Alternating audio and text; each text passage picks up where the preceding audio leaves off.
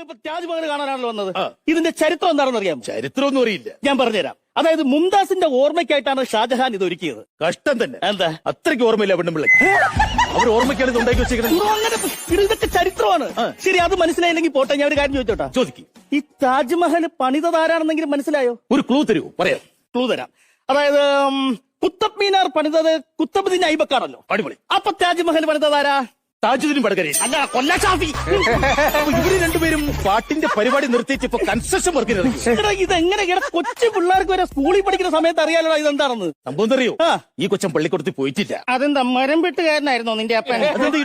അല്ല, ഈ പച്ചൻ പള്ളിക്കൂടത്തിൽ പോയിട്ടില്ല എന്ന് പറഞ്ഞു. ഈ പച്ചനെന്നല്ല, പിന്നെ ഈ കൊച്ചൻ പള്ളിക്കൂടത്തിൽ പോയിട്ടില്ല. അങ്ങനെ തെളിച്ചു പറ.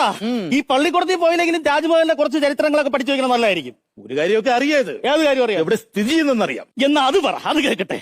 നദിയ മൊയ്തുവിന്റെ തീരത്തല്ലേ? അല്ലടാ, മഞ്ജുപ്പിള്ളയുടെ പറമ്പില്. മഞ്ജുപ്പിള്ളയുടെ പറമ്പിലാണല്ലേ? കാശുകാർക്ക് എന്ത് വേണോ ആകാലോ. ഇതറിഞ്ഞിരുന്നെങ്കിൽ മഞ്ജുപ്പിള്ളയുടെ വീട്ടിൽ പോയി കണ്ടിട്ട് വെറുതെ ഡൽഹിയിൽ വരേണ്ട കാര്യം. യമുനാ നദിയുടെ തീരത്താണ് താജ്മഹൽ എന്ന് ഏത് കൊച്ചുകുട്ടിക്കും അറിയാടാ. അങ്ങനെ കൊണ്ടു. അങ്ങനെ കൊണ്ട്